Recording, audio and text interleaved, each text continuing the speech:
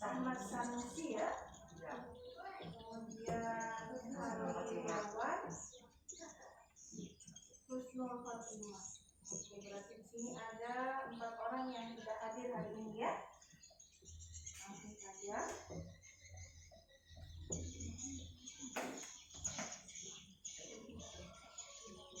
Ya, untuk menambah semangat kita hari ini, yuk kita nyanyi dulu ya. Menyanyikan lagu dari Sabang sampai Merauke. Tahu lagunya? Tahu. Lalu kita pakai video. Kita berdiri yuk.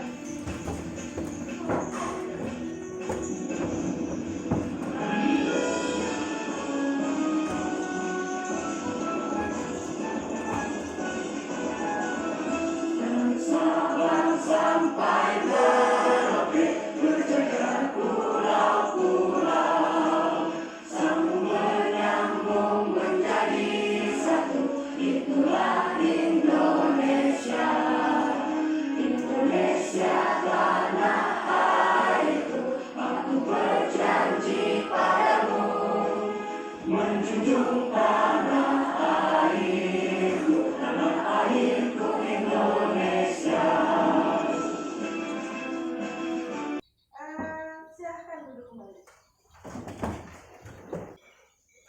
Hari ini kita akan belajar tentang teks puisi. Tahu tidak teks puisi itu apa? Sudah pernah baca sebelumnya? Belum pernah. SD sudah pernah belum? Ada kan? Ada. Waktu kelas 1 ada tidak? Nggak ada juga. Pantun. Belum pernah belajar pantun sebelumnya. Salah satu dari teks puisi itu misalnya pantun. Nah, perlu kalian ketahui, mungkin ada yang tidak tahu ya. Teks puisi itu ada 2 macam. Ya, ada puisi lama, ada puisi baru. Ya, kalau puisi lama itu biasanya ada syarat-syarat yang harus dipenuhi. Dia terikat dengan syarat-syarat itu. Misalnya seperti pantun, ya. Tahu nggak contoh pantun seperti apa? Udah tahu? Contoh kayak apa? Lupa. Kalau ada sumur di ladang, apa namanya? Sering loh kita dengar, kalau ada sumur di ladang, boleh kita menumpang mandi. Apa lanjutannya? Kalau ada umur panjang, boleh kita berjumpa lagi. Kalau dulu itu kita biasanya pakai pantun kalau bergaul dan teman. Kalau mau bercanda dengan teman-teman juga sering kita pakai pantun. Nah, pantun ini adalah salah satu dari teks puisi atau puisi lama, ya. Tapi sudah mulai jarang dipakai orang kalau kita berdialog atau berkomunikasi dan sesama. Karena sekarang ini kita lebih banyak berkomunikasinya lewat mana? Lewat handphone. Jadi jarang kita bertemu muka dan jarang juga kita menggunakan pantun untuk jadi bahan pembuka omongan. Kalau bukan membuka omongan untuk bercanda, ya. Nah, untuk hari ini kita bukan membahas tentang puisi lama, tapi puisi baru. Puisi baru itu contohnya puisi ciptaannya Hairil Anwar. Tahu tidak puisi aku? Tidak pernah. Wah, ini bahaya ini, makanya kita harus sering-sering membaca. Kenapa? Karena membaca itu adalah jendela ilmu. Kalian pernah nggak buka jendela kalian? Pernah? Jendela di rumah sering nggak dibuka? Kalau misalnya jendela di rumah itu jarang dibuka, kira-kira apa yang terjadi? Gelap. Gelap. Selain gelap, debu. Debunya tidak keluar. Apalagi yang kita rasakan? Apakah segar? Pengap. Ya sama dengan ilmu. Ilmu itu seperti jendela. Kalau kita tidak buka, apa yang akan terjadi dengan kita? Kita jadi tidak punya wawasan. Pengetahuan kita hanya sebatas apa yang kita lihat. Hari ini kita akan belajar tentang teks puisi. Kita batasi tentang menemukan unsur-unsur membangun teks puisi yang diperdengarkan atau dibaca. Ya. Kemudian setelah kita menemukan, kita akan menyimpulkan unsur-unsur pembangun dan makna teks puisi yang diperdengarkan atau dibaca. Tujuan kita hari ini, tujuan belajarnya, kita pertama menemukan unsur diksinya, ya, unsur diksi, rima, dan majas dalam puisi yang dibaca. Setelah kita menemukan unsur diksi, barulah kita menyimpulkan makna puisi. Puisi itu terdiri dari unsur pembangun. Ada dua unsur pembangun dalam puisi. Apa saja itu? Silakan dibaca sama-sama. Ada unsur fisik, ada juga unsur batin. Kalau unsur fisik apa aja?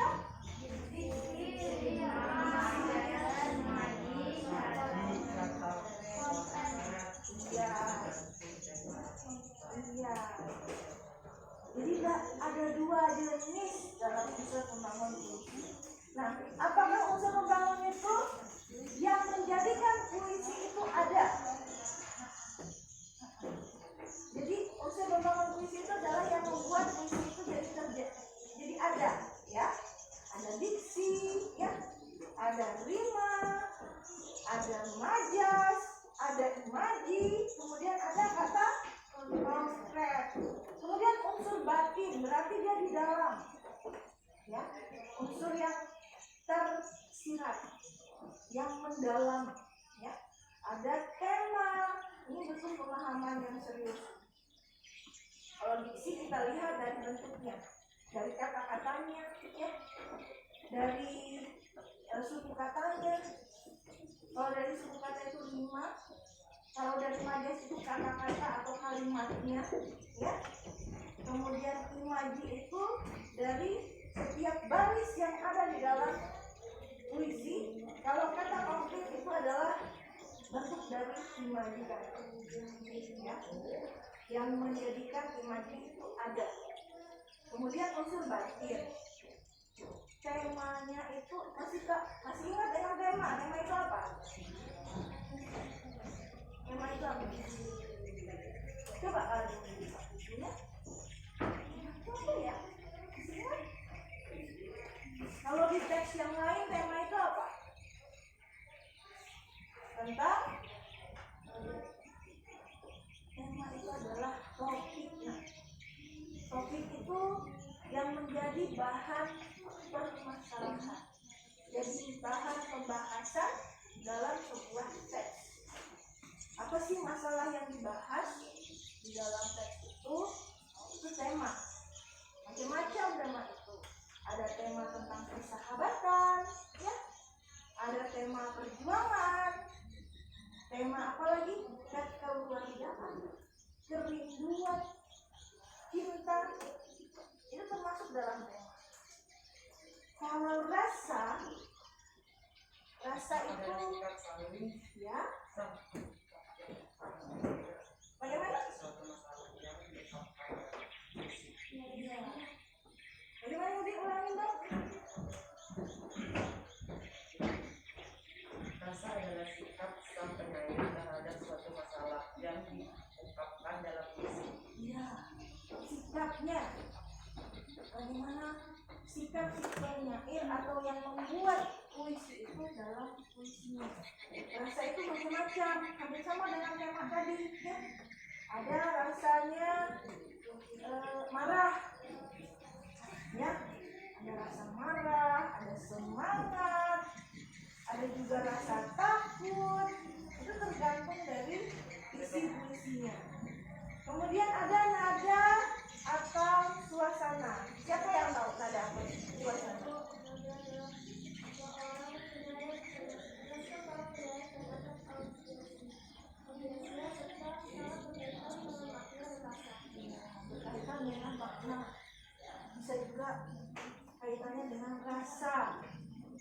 suasana yang ada di dalam puisi itu. Itu kita bisa tahu dari mana? Dari unsur fisik tadi. Kemudian amanat juga sama. Maknanya, ya, pesannya. Pesan itu berisi tentang nilai-nilai yang terkandung dalam puisi. Oke, kita lanjut. Jadi ini contoh teks puisi.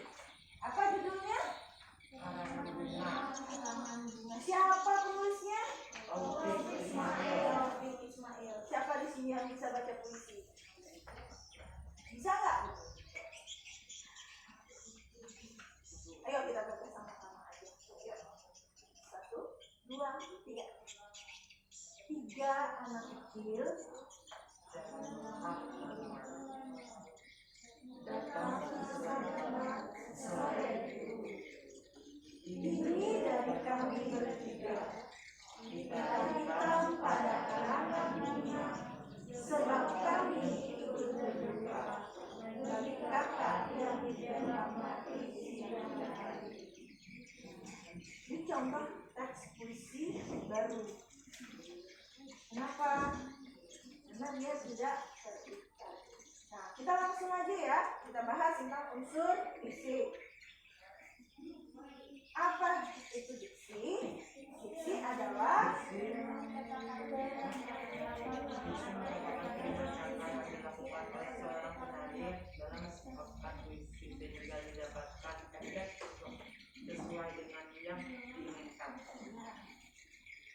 ada berapa macam makna dalam diksi? Nah, ada 2 macam makna dalam diksi ya. Itu makna denotasi ya. Artinya makna dengan arti yang lugas, tersurat atau arti yang sebenarnya. Itu namanya denotasi. Kemudian ada juga makna konotasi. Ya, dalam diksi juga ada makna konotasi yang artinya makna dengan arti yang lebih tersirat atau tersembunyi. Berarti kita harus mengartikannya secara mendalam, bukan menggunakan kamus bahasa Indonesia, tapi menggunakan pemahaman nalar kita. Ya, dikaitkan dengan perasaan setelah kita membaca puisi itu. Kemudian ada rima dalam unsur fisik puisi. Ada rima atau irama. Apa itu rima? Jangan baca sama-sama. Irama merupakan persamaan bunyi pada puisi, baik di awal, tengah, atau pada akhir dari puisi. Sementara rima adalah tinggi, rendah, panjang, pendek, serta bunyi. Jadi rima dengan ritma itu beda ya.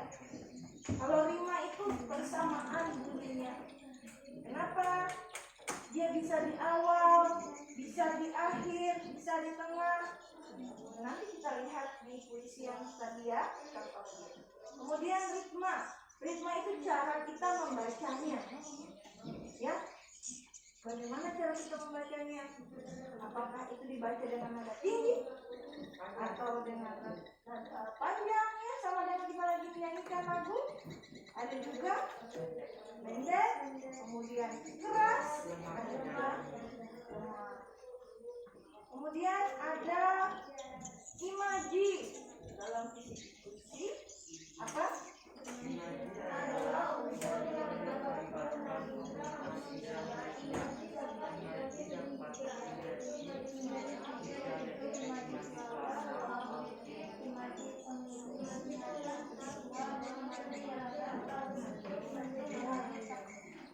sebenarnya imaji itu adalah bagaimana kita membayangkan sebuah puisi. Karena dalam puisi itu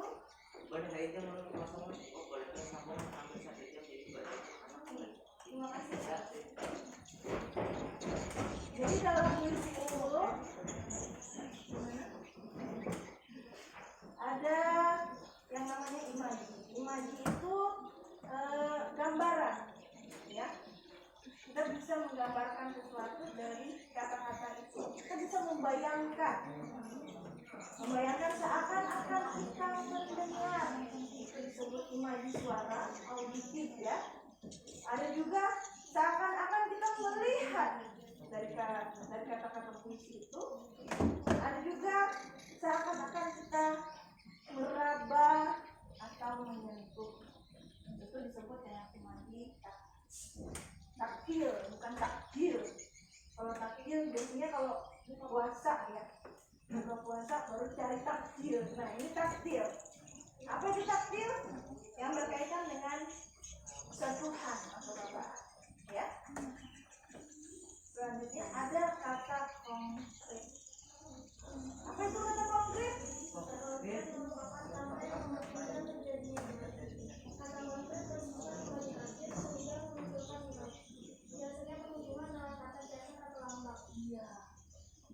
itu yang disebut dengan kata konkret, yang membuat kita bisa berimajinasi, kita membayangkan sesuai dengan kata-katanya. Biasanya dilambangkan dengan kata-kata. Misalnya kata konkret itu 3 anak kecil. Kita membayangkan apa? Kalau kita mendengar kata 3 anak kecil, yang kita bayangkan apa? Seperti melihat 3 orang anak kecil. Itu kata konkret. Oke, langsung ke puisi yang tadi. Tadi kan sudah dibahas nih apa saja unsur fisik dari puisi. Ada diksi ya, ada rima, imaji, kemudian apa tadi? Kata konkret. Nah, kita bahas sama-sama. Di sini ada puisi karangan bunga sesuai dengan yang contoh tadi. Ada 3 anak kecil dalam langkah malu-malu. Ini kalau kita buat dari bentuk cerita nih. Kalau dalam bentuk puisi seperti ini. Tapi kalau dalam bentuk cerita kita buat ada 3 anak kecil dalam langkah malu-malu. Mereka datang ke Salemba. Itu mereka membawa karangan bunga. Lalu mereka berkata, ini dari kami bertiga. Kita hitam pada karangan bunga. Sebab kami ikut berduka bagi kakak yang ditembak mati siang hari. Kira-kira dari puisi ini mana yang termasuk dalam diksi? Siapa yang tahu? Diksi tadi ada yang menyebutkan pilihan kata, ya kan? Apa sih yang jadi pilihan kata di dalam puisi ini? Tahu nggak? Ya. Jadi kita lihat di sini. Saya jelaskan. Bisa baca nggak? Kecil, agak kecil ya. Jadi dalam diksi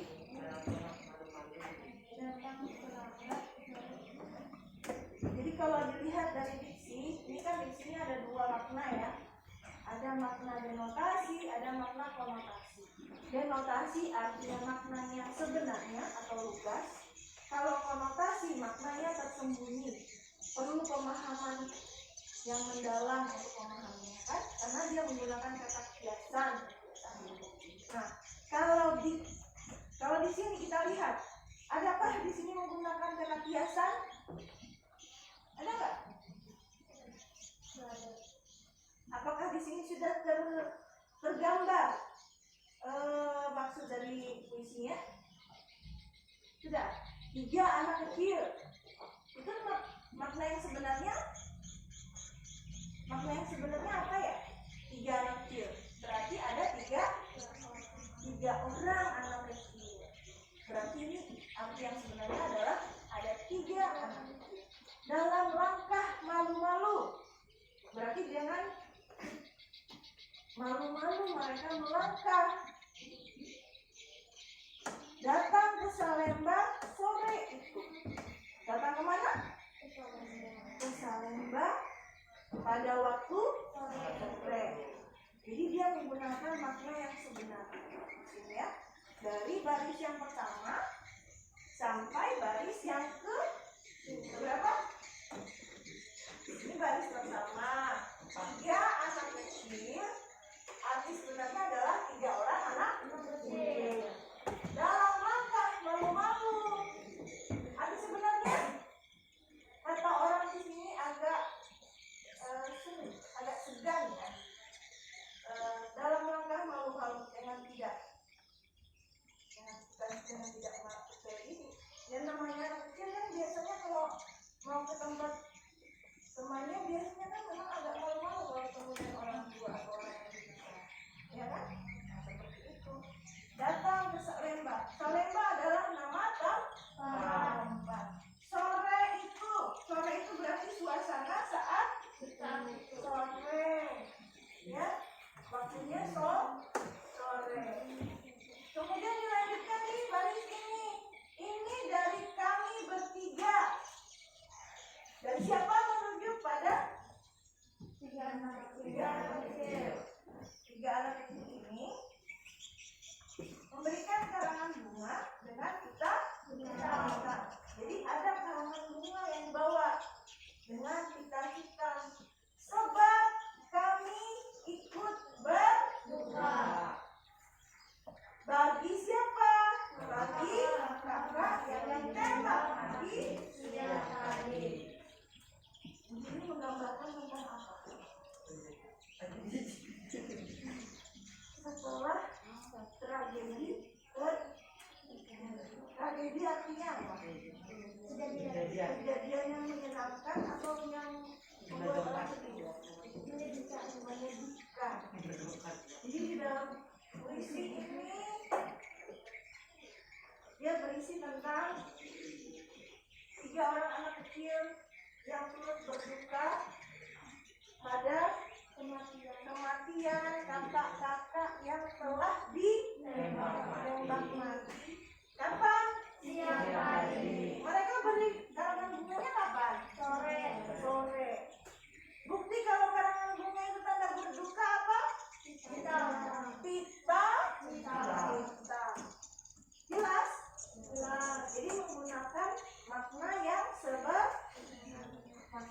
sebenarnya atau makna denotasi. Nah, ini puisinya.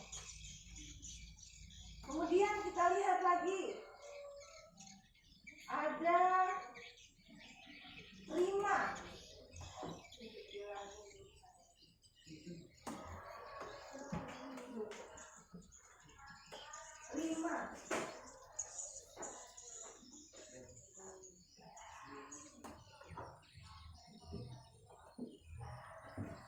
Mana yang bisa berterima? Tahu nggak? Yang memiliki akhir bunyi. Contoh, rima akhir ya. Rima di setiap akhir baris. Kecil, sama tidak dengan bunyi yang ini? Malu, sama tidak? Jadi di sini bunyinya kecil. Kemudian malu, lu. Salemba, ba. Sore itu, lu. Kemudian ini dari kami bertiga, 3, ga. Kemudian kita hitam pada karangan bunga. Kemudian berduka, mati, dan yang ini kecil sama tidak bunyinya dengan yang di baris kedua? Tidak sama. Berarti ini kita tandai aja lambangnya A ya. Oke? Sedangkan ini B ya. Ini B. Samakah baris ketiga dengan yang pertama atau yang kedua? Tidak sama. Sama tidak? Tidak sama. Berarti ini kita tandai C karena tidak sama. Kemudian tuh sama dengan bunyi yang sebelumnya? Tidak sama. Kita pakai tanda D.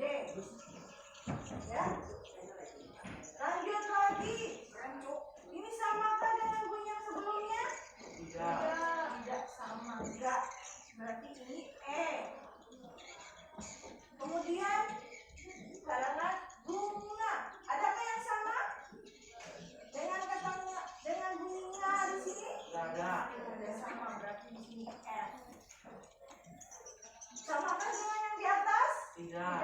Tidak, berarti di sini G. Samakah dengan yang di atas? Tidak. Tidak, berarti di sini H. Ada nggak yang sama? Tidak. Tidak, berarti di sini I. Berarti rima yang digunakan di sini adalah rima awal. Akhir. Bukan. Kalau tidak sama dari baris pertama sampai baris terakhir, berarti dia menggunakan rima bebas. Karena dia menggunakan rima, kita lanjut aja langsung A, B, C, D. Karena apa? Dari yang baris pertama sampai baris terakhir tidak ada yang sama. Mereka menggunakan bunyi yang berbeda. Berarti dia menggunakan rima bebas dengan lambang AB, CD. Rimanya ya, rima apa tadi? Persamaan bunyi. Dan kita pahami tentang ritma. Tadi ada ritma kan? Ritma itu seperti apa sih? Jadi ritma itu cara kita membaca puisi. Ya, dibaca lantang, dibaca dengan suara yang kecil, seperti ini contoh. Ini contoh membaca puisi. 3 anak kecil dalam langkah malu-malu datang ke Salemba sore. Ini dari kami bertiga. Kita hitam pada karangan bunga. Sebab kami ikut berduka bagi kakak yang ditembak mati siang. Berarti dia menggunakan ritmanya apa? Pelan, panjang, pendek, atau lantang?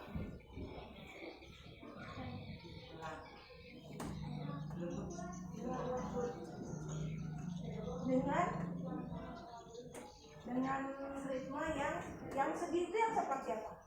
Pelan dengan pendek atau panjang? Panjang. Pelan dan panjang. Seperti orang yang sedang bersedih, bukan dengan suara yang lantang atau dengan suara yang semangat, tapi dengan cara membaca yang sedih. Ya, karena dia melambangkan tentang perasaan sedang berduka. Tadi sudah kita bahas rima, sekarang imaji.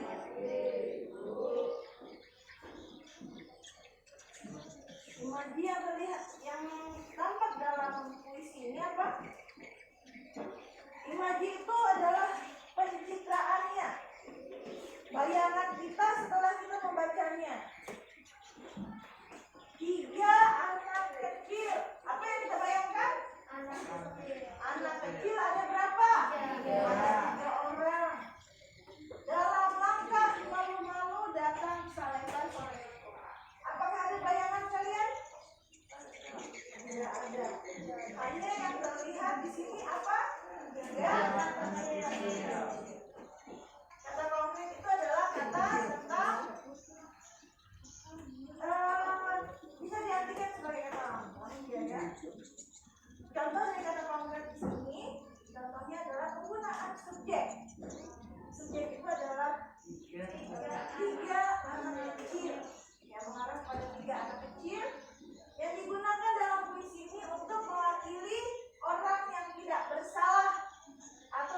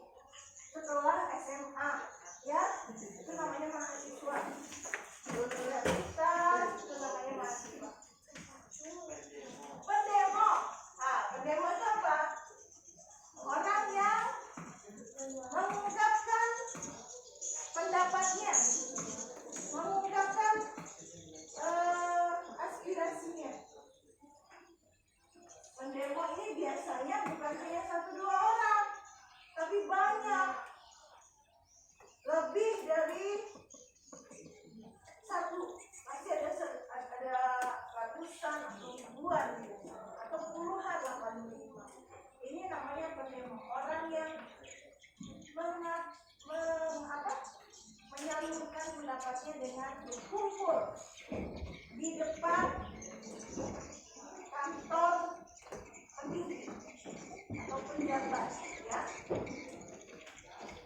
Tapi tiga anak kecil ini mengerti. Apa yang mereka mengerti? Tragedi. Apa itu tragedi? Tragedi itu kejadian yang mengerikan atau yang menyenangkan.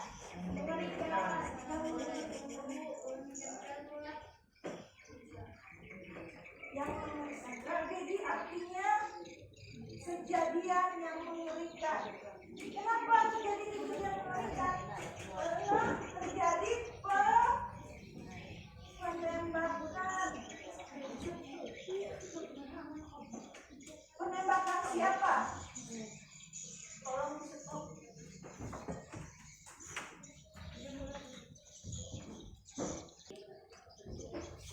Jadi terjadi penembakan. Penembakan siapa?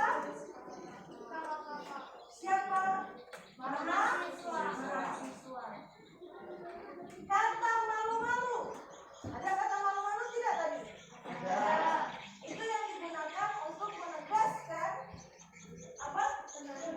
Penembakan dan pemborosan. Jadi anak-anak itu tidak paham apa sih yang dilakukan oleh kakak-kakak, tapi mereka paham.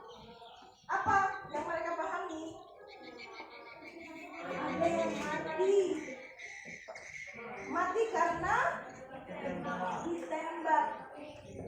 Bukan main dor-doran pakai tembak-tembakan air, tapi tembak-tembakan pakai senjata api yang asli, yang bisa menembus ke badan orang. Yang kan, kalau kalian dalam posisi si anak, apa yang kalian rasakan? Sedih, nangis sama. Sedih bukan di dalam hati, nangis keluar. Jadi dalam puisi ini ada tragedi. Siapa yang merasakan tragedi? Orang yang menyaksikan, orang yang melihat. Ini contoh dalam puisi ya anak. Lima adalah penyamaan bunyi pada puisi lima. Bersamaan bunyi baik awal, tengah, dan akhir dari puisi bersamaan bunyi membentuk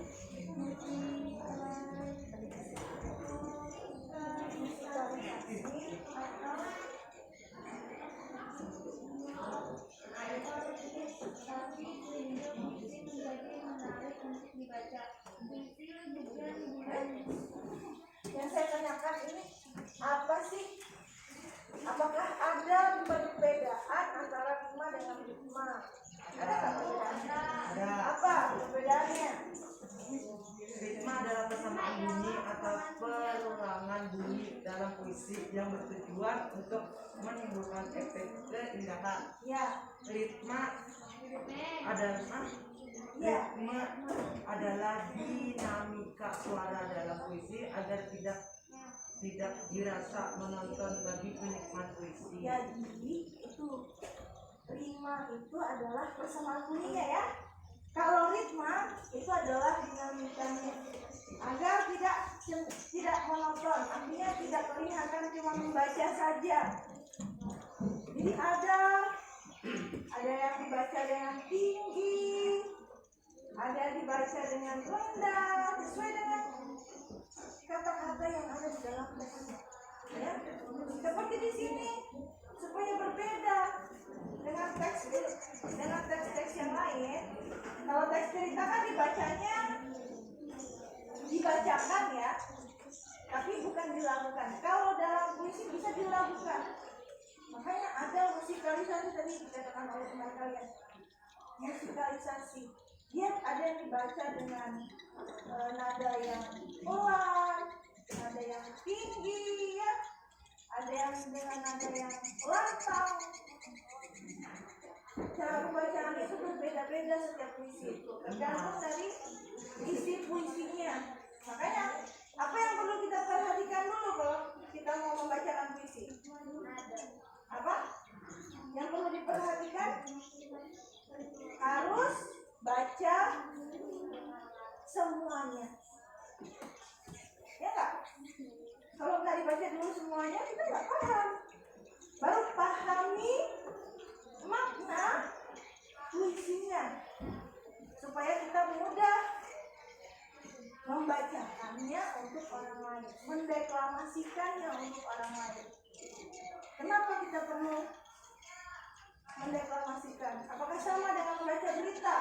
Teks puisi ini, membaca teks puisi sama nggak dengan membaca berita? Tidak. Sama. Apa yang sama? Ada tema. Oh, kalau tema berhubungan dengan kandungan, bukan judul, kandungan puisi, isi atau apa? Isi dalam puisinya, bukan judul ya. Kalau judul itu seperti tadi, ada yang namanya si Sarah, ada yang namanya si Ilham, ya. Oh bukan, maksud itu ada, bukan saya bentuk dia. Jadi ada identitas itu namanya judul. Beda dengan tema. Kalau tema itu berhubungan, kalau dengan orang ya, itu berhubungan dengan sifatnya. Kalau kita mau tahu tema, berarti kita harus apa dulu?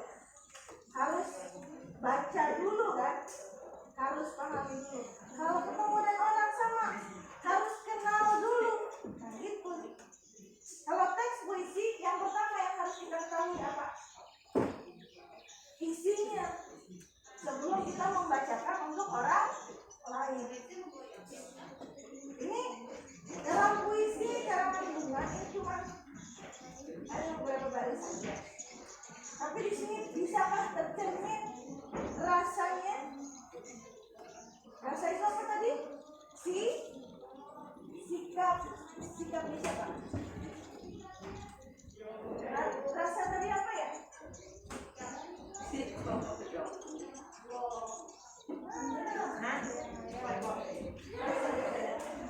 Ada di buku kalian, kalau kalian lupa dibaca.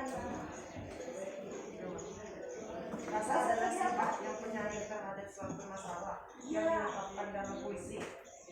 Jadi rasa itu adalah sikapnya. Sikapnya itu bisa berhubungan dengan rasa kalian, ya. Contohnya dalam puisi ini, rasa apa yang dirasakan kita ketika kita membaca puisi? Rasanya gimana setelah kita membaca puisi? Rasa sedih. Sedih karena ada yang ada yang mati ditembak tadi dalam puisi itu dari siapa? Kemudian amanat. Kira-kira amanat dalam puisinya apa?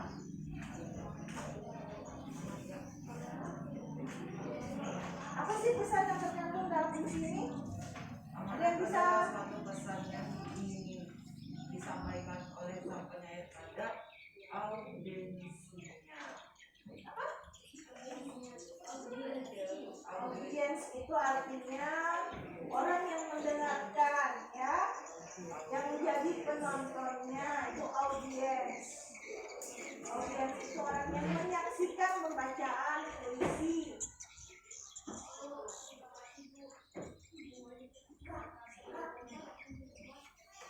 Oke, lanjut.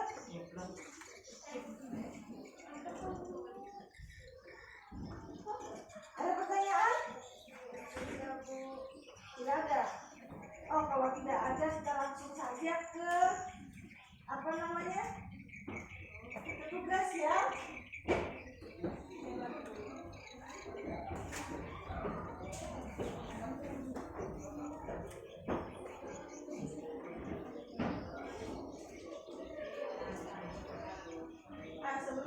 Sebelum tugas ada beberapa yang ingin saya sampaikan. Setelah kita menentukan unsur pembangun, setelah kita memahami puisinya, kita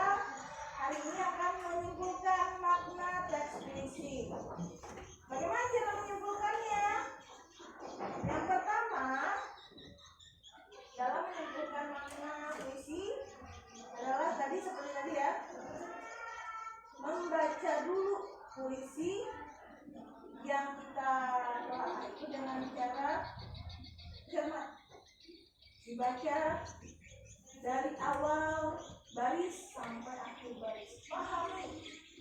Kemudian kita tentukan struktur fisik puisi. Ya, masih ingat yang struktur fisik tadi? Apa? Yang pertama diksi tadi kan ya.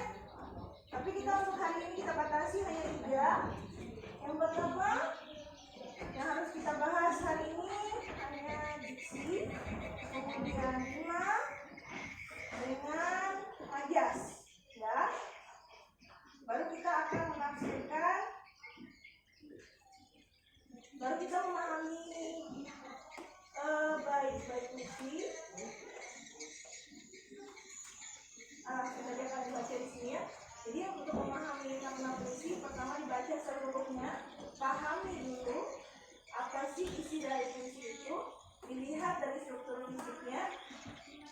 Fisik itu diksinya, rimanya, ya, majinya, majas itu gaya bahasa, kemudian kata konkretnya. Lalu pahami maksud kata-kata, larik bait dalam puisi termasuk kata kiasannya. Tafsirkan makna itu sesuai dengan yang ada, yang sesuai dengan yang digunakan dalam puisi itu. Lalu simpulkan isi puisi berdasarkan hasil analisis yang kalian sudah buat. Untuk hari ini kita harus ke fisiknya ya, hasil analisis itu yang akan kita pakai untuk menyimpulkan makna ekspresi. Oke, tugas kita sudah saya bentuk jadi 3 kelompok di sini kan. Satu kelompok 4 sampai 5. Jadi ada puisi, silakan kalian baca sama-sama dengan kalian. Puisi selesai karya Muhdarudin. Kalian akan menentukan diksinya, misalnya dengan majas. Untuk lebih jelasnya ada di bahasan ini. Kalau kalian bingung yang seperti apa majas itu, kalian baca di bahasan dia.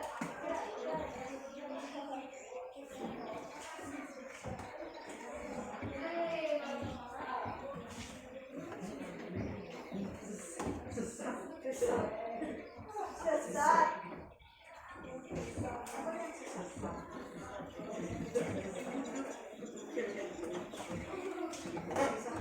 Satu orang di biru kamera bisa nggak? Ya. Ini sambil kamu apa? Bu, kameranya putar balik kayak sesat. Enggak, kamu bawa aja. Bukan pakai tripod. Tripodnya juga. HP. Skip dulu ya, Bu.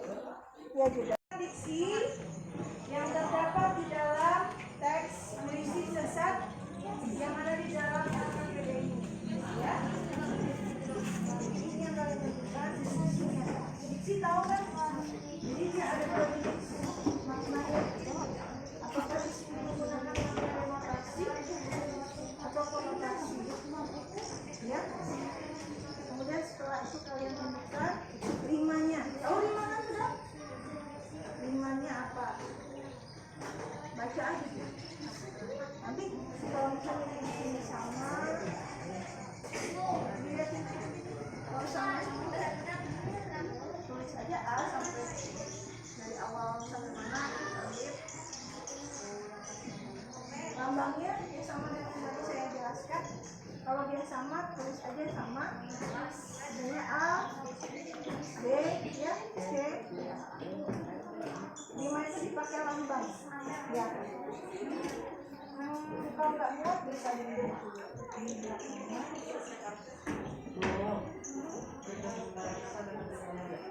Bisa di sini, bisa di sini aja deh.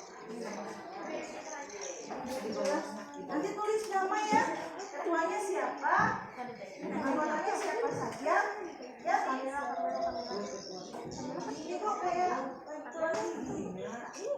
empat orang. Di sini lah, di sini lah. Di sini. Sini satu orang tinggal sini, cewek. Nah.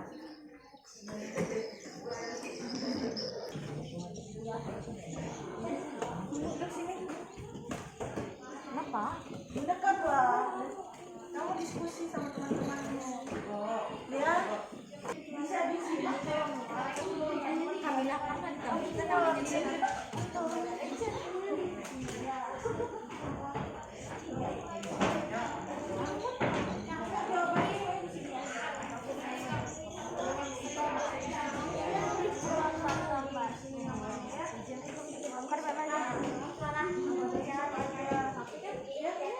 Kalian bagi-bagi saja. Ada yang cari duitnya, ada yang cari duitnya. Saya beri waktu hanya 20 menit. Sebelum jam 9 kita sudah diskusi. Ya.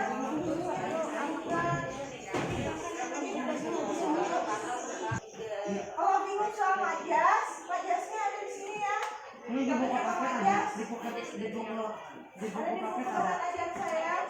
Ya, Irama ini bu, Irama ini bisa Irama, Irama, Rima. Irama. Kan ada bahan ajar yang saya baca. Di Rima itu contohnya di mana? Ya, jadi ada yang jangan diam, kemudian gabung dong. Kamu tentukan apa? Jadi rimanya siapa? Bagi-bagi tugas supaya cepat ya. Jadi nanti setelah kalian menentukan, nanti ketua aja ya yang membacakannya di depan.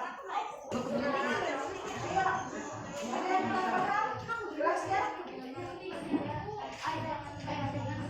Kalau misalnya di sini agak susah dipahami, apa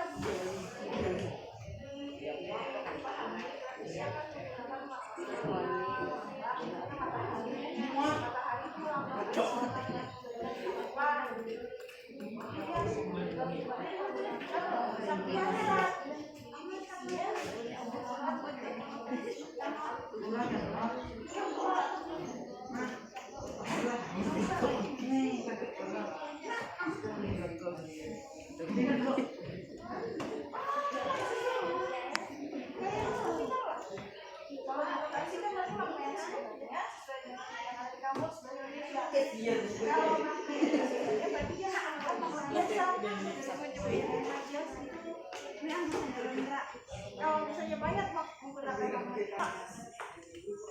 kalau Rima beda dengan Ritma. Saya minta di sini Rima aja ya. Ayo, paham? Ini diksinya,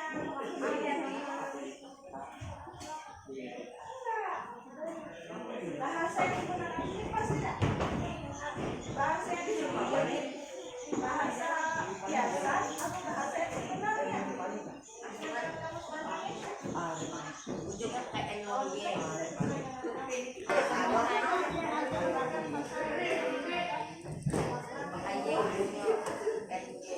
Bahasanya mana? Ini kan masih kenapa?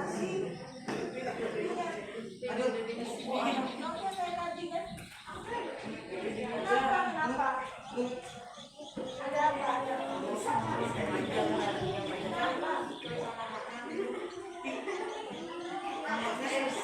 Ini namanya pajama, bekasnya basah. Jangan diam-diam aja kamu. Ayo, bagi-bagi tugas ya. Ada yang memilih mencari Rima, Diksi, ada juga yang mencari majasnya.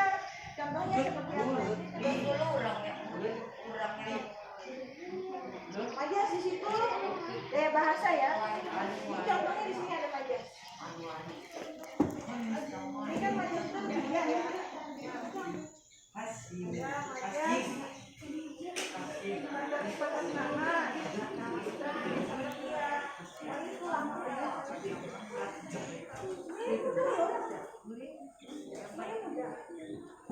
Cuma mencarinya ini apa?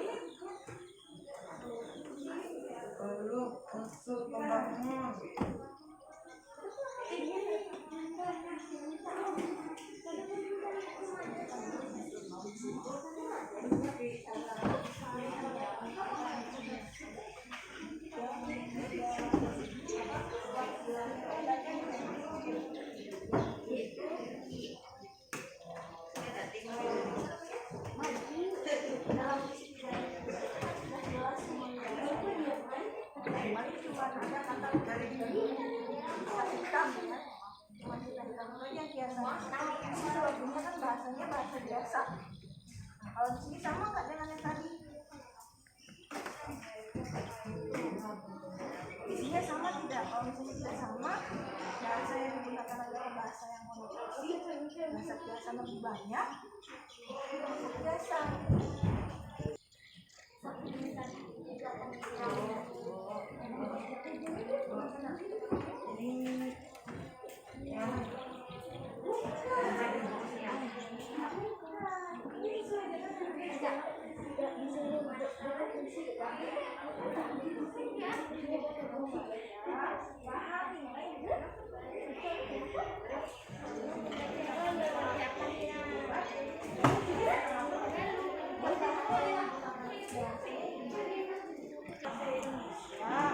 Kalau sebenarnya kalau sebaliknya berarti bahasa yang sebenarnya, makna yang sebenarnya. Gitu. Kalau 5, tapi kan 5 tadi gimana? Mana ya? Sama sih. Sama berarti lambangnya sama. Ya. Ya.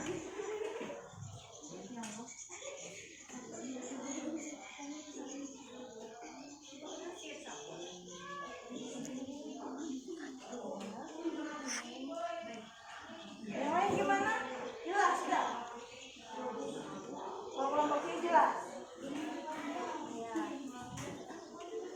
Kelompok mana lagi yang kurang jelas? Ini jelas? Masih bingung apa yang bingung?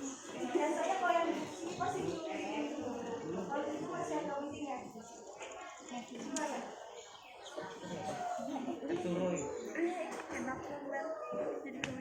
Apa yang bikin bingung? Sampaikan. Kan aku YouTuber.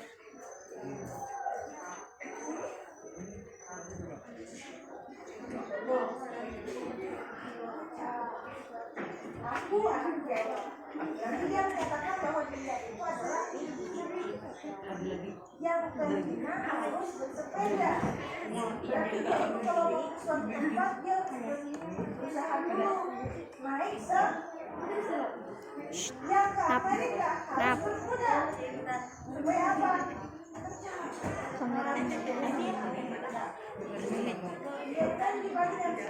Kayaknya tonton si vlogku. Aku anak sekolah. Mata Subscribe channel. aku tak bisa. Ini orang sekolah tapi kok tak bisa baca. Sejarah tak pernah baca. Kimia banyak sekawan, fisika banyak rumus. Aku anak sekolah. Sholat aku terlambat. Boleh tapi kok terlambat? Kadang aku tak berangkat, aku takut tidak selamat. Kemudian terlambat dia sering datang. Walaupun dia terlambat, karena dia takut tidak di dunia dan di akhirat. Kata Pak Ustadz, aku harus segera bertobat. Pak Ustadz itu siapa? Jadi menurut pendapat kalian, puisi ini menceritakan tentang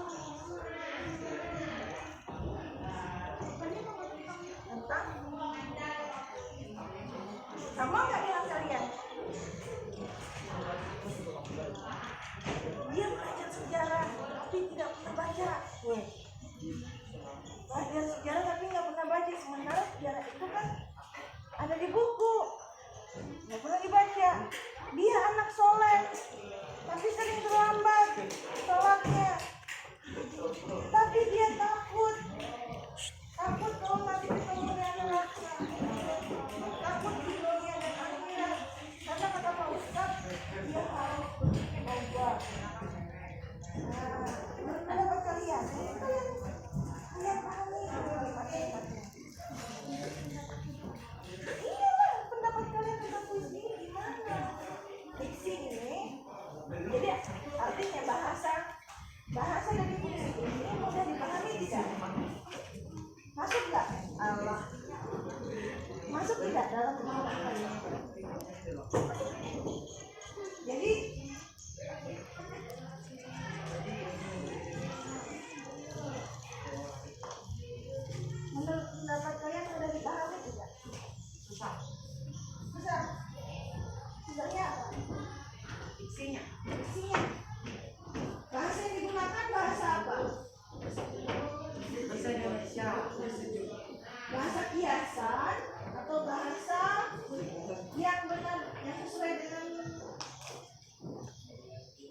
disampaikan? Bingungnya gimana? Coba. Ini puisi. Aku anak Jawa yang ke Cina bersepeda, yang ke Amerika harus berkuda. Aku anak sekolah matematika, aku tak bisa. Sejarah tak pernah baca. Kimia banyak senyawa, fisika banyak rumusnya. Aku anak soleh. Sholat aku terlambat. Kadang aku tak berangkat. Aku tidak selamat di dunia dan akhirat. Kata Pak Ustadz, aku harus segera bertobat. Kira-kira apa nih? Bahasa yang digunakan kira-kira gimana? Kurang paham. Jadi dia merujuk pada siapa? Si Anak Jawa. keturunan Jawa. Ya enggak? Orang mana dia? Orang Orang Indonesia. Jawa itu di mana? Kalimantan. Hah? Jawa itu di Indonesia, bukan di Indonesia. Cina atau Amerika. Jadi dia kalau mau ke Cina, dia harus berjuang, mengayuh sama dengan ini lagi. Aku anak sekolah, matematika aku tak bisa. Artinya dia bisa menghitung tidak? Tidak. Bisa. Karena dia tidak mencoba. Ya enggak? Kemudian sejarah tak pernah baca. Bisa nggak paham? Jadi pahamilah. Dari isi puisi ini kira-kira gimana? Diksi tadi kan gitu. Diksi artinya apa? Diksi berarti pilihan kata yang mengarah kepada makna denotasi atau makna konotasi. Langsung saja tuliskan. Apakah dia menggunakan bahasa yang lugas atau dia menggunakan bahasa kiasan? Ya, kalau lugasnya di mana contohnya? Itu yang kalian tandai. Mana diksinya yang menyatakan bahwa dia menggunakan bahasa yang lugas? Kalau dia menyatakan bahasa yang kiasan, yang mana kalimatnya? Itu ya. Kemudian lanjut. Rima. Nah, rima itu yang mana? Persamaan bunyi. Kalau bunyinya sama, di, li, ti sama. Sama-sama bunyinya. Yang beda bunyi habis di la.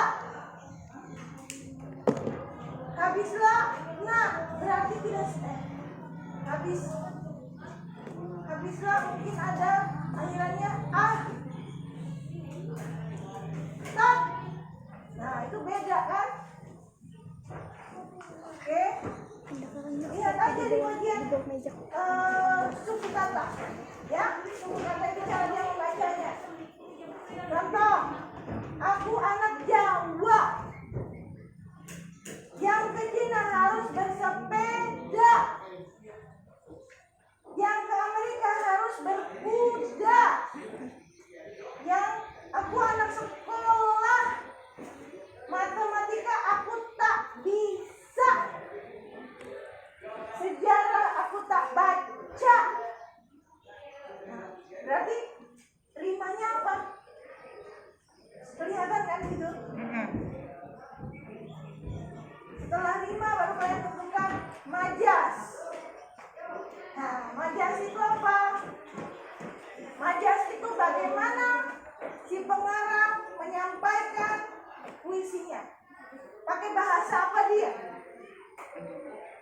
Apakah dia menggunakan bahasa pertentangan, perumpamaan, atau penegasan? Coba kalian lihat di situ.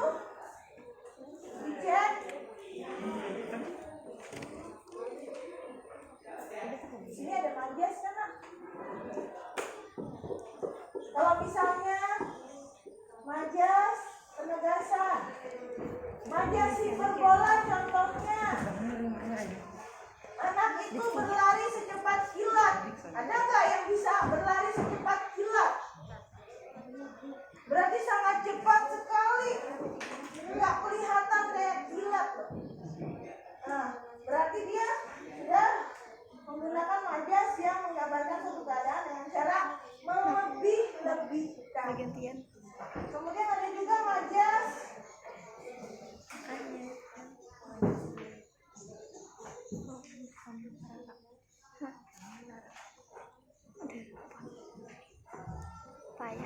perbandingan, misalnya metafora. Contoh, usaha yang dirintis oleh pemuda itu bangkrut karena hutangnya menumpuk sangat banyak.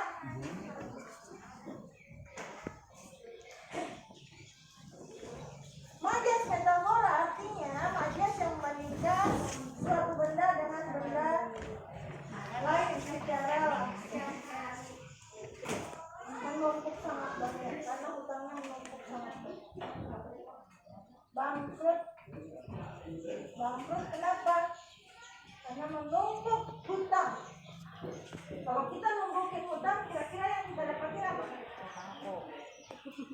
Senang apa susah? Susah. Jadi di sini menggunakan metafora menumpuk hutang, membuat hutangnya jadi banyak karena dia merintis usaha yang bangkrut. Oke, ada pertanyaan lagi nggak? Kemudian yang sudah selesai silakan maju, langsung sampaikan hasilnya.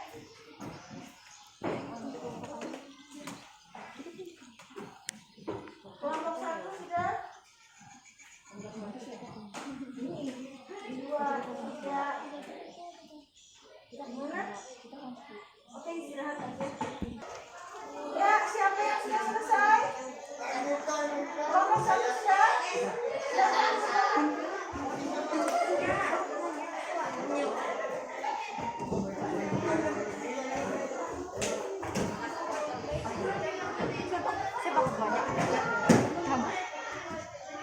Gaya bahasa majas, majas era dulu. Anak yang salah itu terlambat, aku takut tidak selamat. Puisi ini bermakna suatu anak yang pintar tapi tidak pernah belajar. Ya, terima kasih. Kelompok 2 sudah? Sudah maju.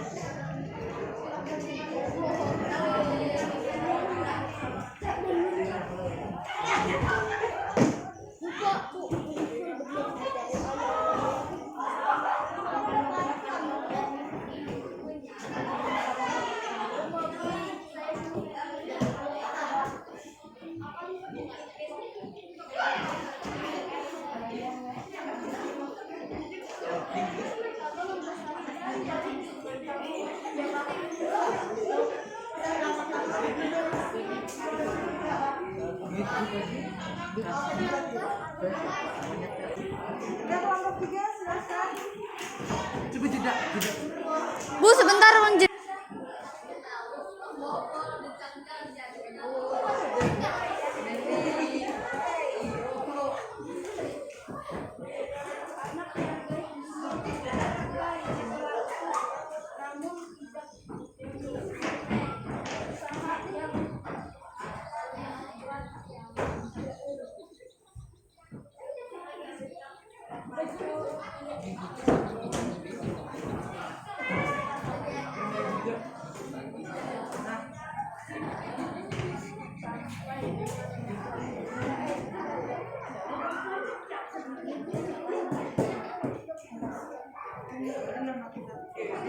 Oke, terima kasih.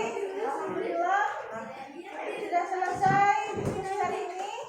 Kita simpulkan sama-sama ya.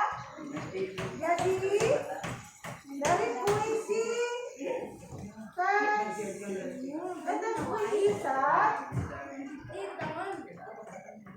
Diksi yang digunakan adalah bahasa diksi yang digunakan adalah menggunakan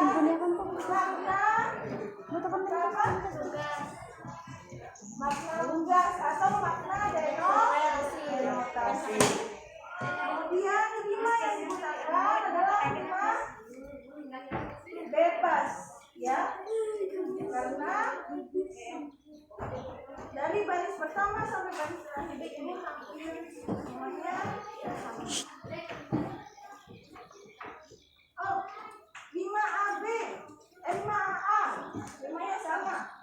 Jadi baris pertama sampai baris ketiga sama bunyinya A, ya. Kemudian baris keempat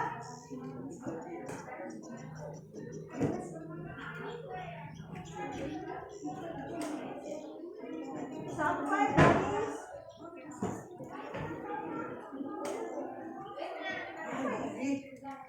bisa baca ya. Baris gambarnya diakhiri dengan 5B, baris ke-5 sampai ke-8 diakhiri dengan 5H, kemudian baris ke-9 B lagi,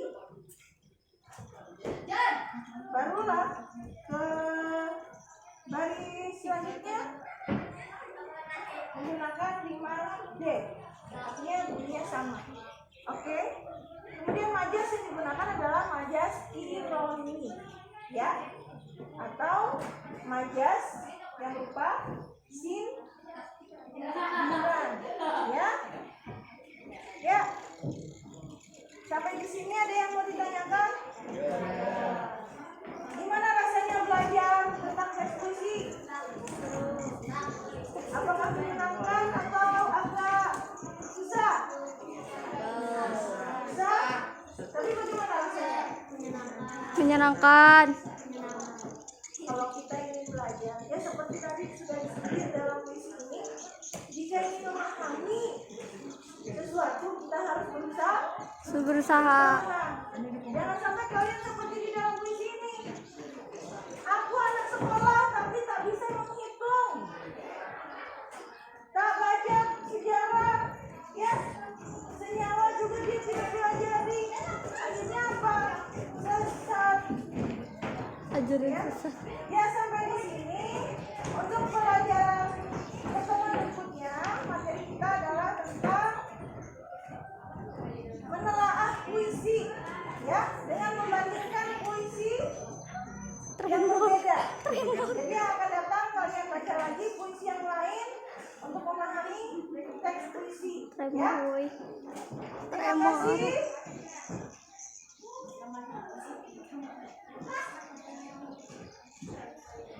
Terima kasih. Assalamualaikum warahmatullahi wabarakatuh. Waalaikumsalam warahmatullahi wabarakatuh.